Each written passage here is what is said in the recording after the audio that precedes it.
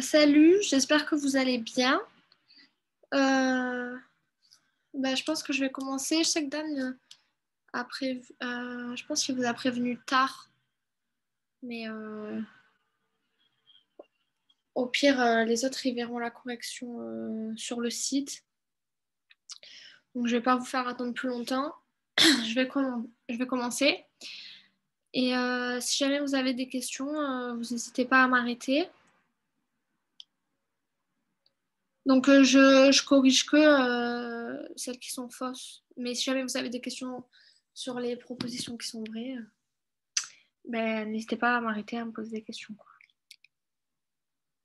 Du coup, la morpho, c'est assez compliqué, mais ça va cette année. Il vous a vachement simplifié les cours. Mais du coup, je pense qu'il va attendre encore plus de détails de votre part. Je pense qu'il va du coup poser des questions vraiment sur les détails. Du coup, euh, franchement, essayez de connaître vos cours par cœur, quoi. Ils sont un peu moins longs que les années précédentes, donc ça devrait être plus facile pour vous. Mais du coup, je pense que voilà, vu qu'il a simplifié les cours, déjà que quand les cours étaient hyper longs, il posait déjà des questions beaucoup sur les détails. Donc là, je pense que ça va être encore pire, mais bon, je vous le souhaite pas en tout cas.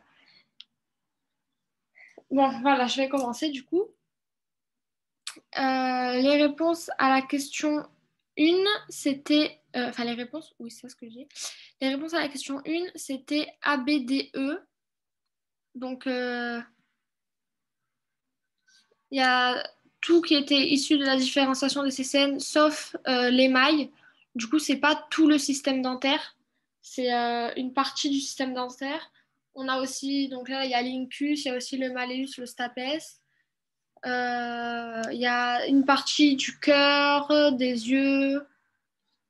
Enfin, il faut vraiment connaître tout ce qui est issu de la différenciation des CCN. Donc là, le piège était sur tout le système dentaire, c'est faux, puisque l'émail, il a une origine ectodermique. La question 2, les réponses étaient A, C, E. Donc la A, elle est vraie. Le tube neural il est recouvert d'une couche ectodermique. Donc c'est ensuite ce qui va former la peau, hein, la couche ectodermique. Donc on est entièrement recouvert de peau. Notre colonne vertébrale, elle est recouverte d'une couche ectodermique.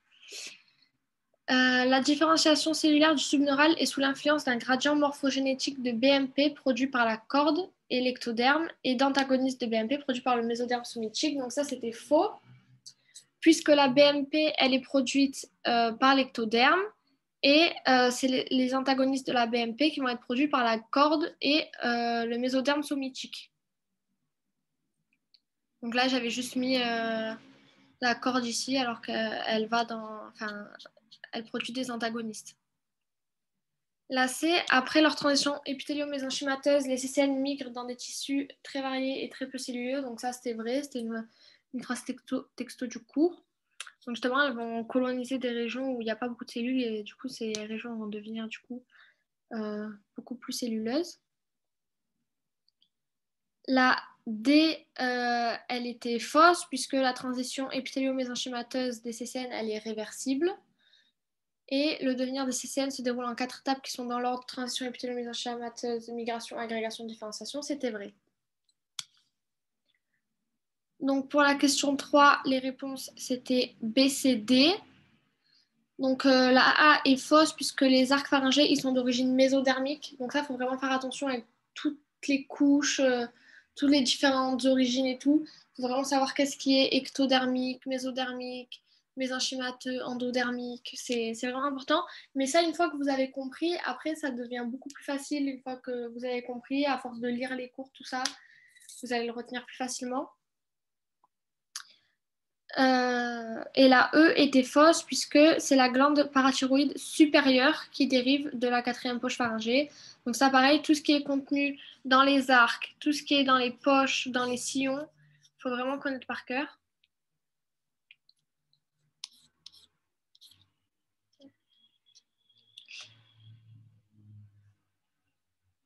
Pour la 4, les réponses, c'était B, E.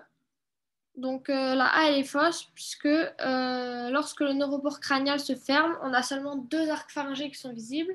On a d'abord le neuropore crânial donc, qui se ferme, on a 2 arcs pharyngés. Ensuite, le neuropore caudal qui se ferme. Et là, on a 3 arcs pharyngés qui sont visibles. Mais du coup, lors de la fermeture du neuropore crânial, on a seulement 2 arcs pharyngés visibles. La B, elle était vraie. La C, elle est fausse, puisque le stomodéum, il est limité en bas par les bourgeons mandibulaires. Donc en bas par les bourgeons mandibulaires, latéralement par les bourgeons maxillaires et en haut par le bourgeon frontonasal.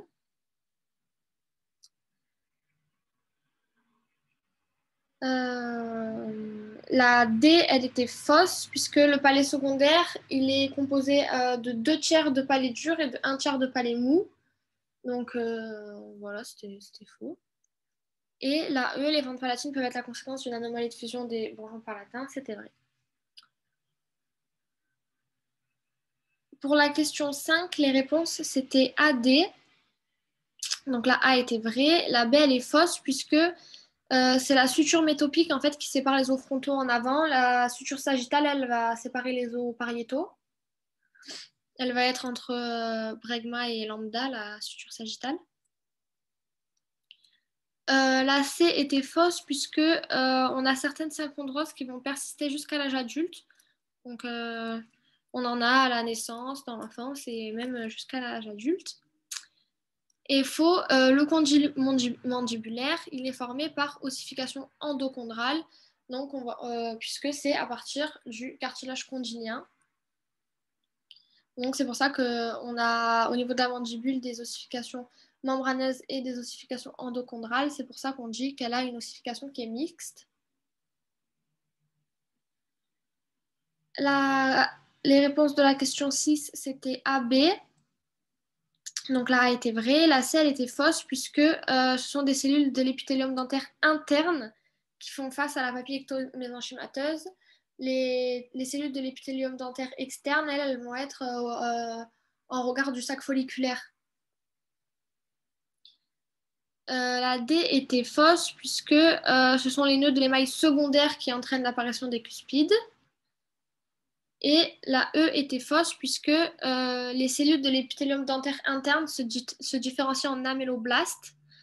Et ce qui va se différencier en odontoblastes, ça va être les cellules de la papille ectomésenchymateuse.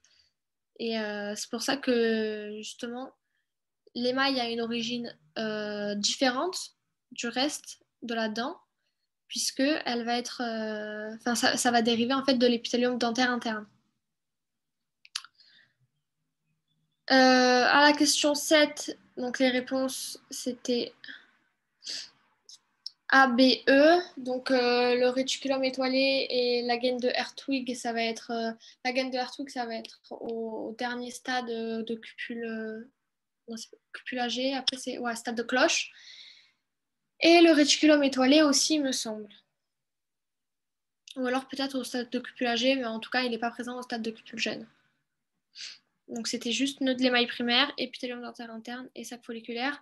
On commence aussi à avoir une vascularisation dans la papille ectomésenchymateuse, mais elle est désorganisée.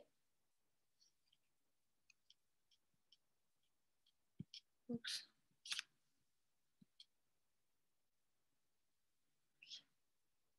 Donc à la question 8, les réponses c'était A, D, E. Donc la A était vraie, la B elle est fausse puisque la première étape de la différenciation odontoblastique, c'est l'arrêt de la prolifération. Donc ça va être, voilà, elles vont arrêter de proliférer, elles vont se ranger, elles vont se polariser. Et donc c'est comme ça que commence la différenciation, mais du coup c'est l'inverse, c'est pas l'augmentation de la prolifération. Et la C était fausse parce que il contient quand même quelques mitochondries et des vésicules de sécrétion, donc c'est pas complètement dépourvu d'organites. Et sinon, les autres étaient vraies. La question 9, les réponses, c'était B, C, E. Donc la A est fausse puisque les régions proches des fibrilles d'ancrage, la région qui est proche des fibrilles d'ancrage, c'est le poil apical sécréteur. Donc c'était inversé. La B, elle était vraie. La C, c'était vrai aussi. La dentine présente une grande perméabilité due à la présence de nombreux tubules dentinaires, c'est vrai. Du coup, ça va entraîner, en fait, il y a beaucoup de bactéries qui vont pouvoir rentrer à l'intérieur. C'est pour ça qu'on a des infections, des caries, tout ça. On ne retrouve jamais de fibres nerveuses dans les tubules dentinaires, donc ça c'était faux, puisque en fait les fibres nerveuses elles vont aller jusqu'à s'insérer en fait entre les odontoblastes et même du coup pénétrer dans les tubules. Donc ça va pas jusqu'au bout des tubules, mais ça va quand même, ça rentre quand même dans les tubules. C'est pour ça qu'on a beaucoup de sensibilité dentaire, au froid, à la chaleur, tout ça. Les dents sont très sensibles. Donc à la 9 les réponses étaient B, C, E.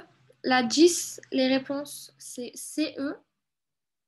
Donc la A est fausse puisque les collagènes et les protéoglycanes, ils sont sécrétés à la base du prolongement odontoblastique. C'est donc c'est sécrété à la base et non pas à l'extrémité. Donc ça, pareil, c'est plein de petits détails, mais il faut vraiment connaître parce que le prof, c'est vraiment ce qui va chercher à faire tomber, c'est les détails, quoi. Ça va vraiment être des questions comme ça. La B, elle était fausse aussi, puisque les odontoblastes, ils sécrètent du procollagène qui s'assemble en grosses fibres à l'extérieur de la cellule dans la matrice dentinaire. Donc, les fibres de collagène, en fait, elles ne s'assemblent pas dans la cellule. C'est d'abord du procollagène qui va être sécrété. Et au fur et à mesure, ça va former des fibrilles qui vont s'associer en fibres, qui vont grossir de plus en plus. Mais du coup, c'est pas directement des grosses fibres de collagène qui sont sécrétées par les cellules, quoi. Elles vont s'assembler en fait dans la matrice dentinaire. La C était vraie, donc on a 5 types de siblings. La D, elle était fausse parce que toutes les siblings, elles sont phosphorylées et glycosylées, donc pas déphosphorylées, il fallait bien lire l'item.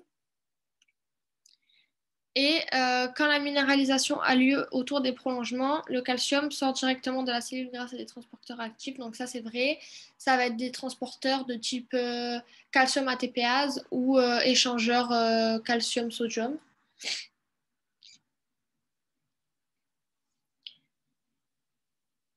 Pour la question 11, les réponses, c'était... Pardon.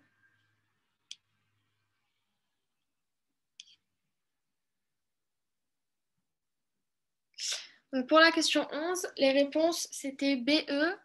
Donc la A, elle est fausse puisque l'émail, c'est acellulaire, hein, ça ne contient pas de cellules. Mais pour le reste, c'est vrai, c'est avasculaire, c'est non innervé. Donc vu qu'il n'y a pas de cellules, pas de vaisseau, pas de nerfs, on n'appelle pas ça un tissu en fait, mais plus une structure. La B, elle était vraie. La C, elle est fausse puisque on a les améloblastes sécréteurs sans prolongement de tome qui sécrètent déjà de l'émail immature et aprismatique. Donc l'émail commence à être sécrété au stade d'améloblaste sécréteur sans prolongement de tome, sauf qu'il sera aprismatique quoi, et immature. Et après, quand on a le prolongement de tome, ça permet de former les prismes, donc on a de l'émail prismatique. Mais voilà, au stade d'avant, on a quand même une sécrétion d'émail. La différenciation des améloblastes et des odontoblastes a lieu simultanément, donc ça c'est faux. On a un décalage des améloblastes par rapport aux odontoblastes. Donc d'abord les odontoblastes vont se différencier et il me semble que c'est 24 à 48 heures après ou 24 à 72 heures, je ne sais plus exactement, mais il y a un décalage en tout cas entre la différenciation des améloblastes et des odontoblastes. Et la première couche d'émail est sécrétée directement au contact du manteau dentinaire, donc ça c'était vrai. Pour la 12, les réponses c'était A, B, D, E. Donc il y avait juste la C qui était fausse, parce qu'en fait la tuftéline, c'est pas du tout spécifique de l'émail. On en retrouve aussi au niveau du rein, des poumons, donc voilà, c'est pas spécifique de l'émail, mais par contre c'est bien la protéine de l'émail qui est la plus acide. Faustine, Oui, la A, c'est l'épithélium dentaire externe dans le cours, et pas interne. à la 12. Ouais, la 12A.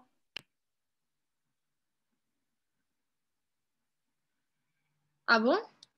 Ouais, ouais, ouais. Ok, sûrement, peut-être, je sais pas. Bah, je vérifierai, mais t'as sûrement raison. J'ai dû taper trop vite en faisant les trucs, mais stratum intermédiaire. Parce que je sais qu'il y a la formation réticulée du coup qui disparaît et ça permet du coup un collapsus entre le stratum intermedium et bon, je vérifierai, mais Ouais, là, je suis avec le cours. Il y a écrit, c'est l'épithélium dentaire externe et le stratum intermédium vont assembler pour former la couche papillaire. ok, bon, ça va. Ben, mettez-vous le point alors. Je dirai à Dan que j'ai fait une erreur. Bon, du coup, sinon, les autres, la, la B, la D, la E, c'était bon. Oui, ça c'est bon. Bon, du coup, pour la question 13, les réponses c'était A, B, C, E. Donc, il n'y avait que la D qui était fausse parce que la gaine épithéliale de Hertwig, elle enrobe la papille ectomésenchymateuse et non pas le follicule dentaire. Parce qu'au contraire, le follicule dentaire, il va entourer tout le reste, donc aussi la gaine épithéliale de Hertwig. Et les autres, elles étaient vraies. Pour la 14, les réponses, c'était CE.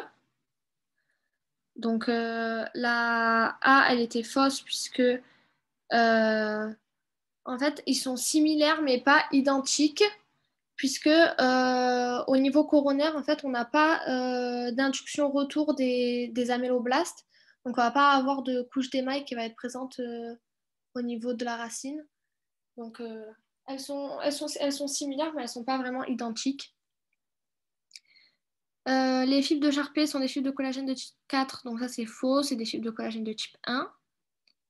La C était vraie.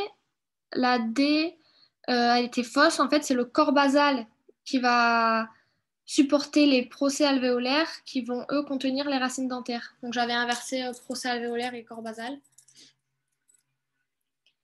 Et la E, elle était vraie parce que la morphose, c'est beaucoup trop compliqué.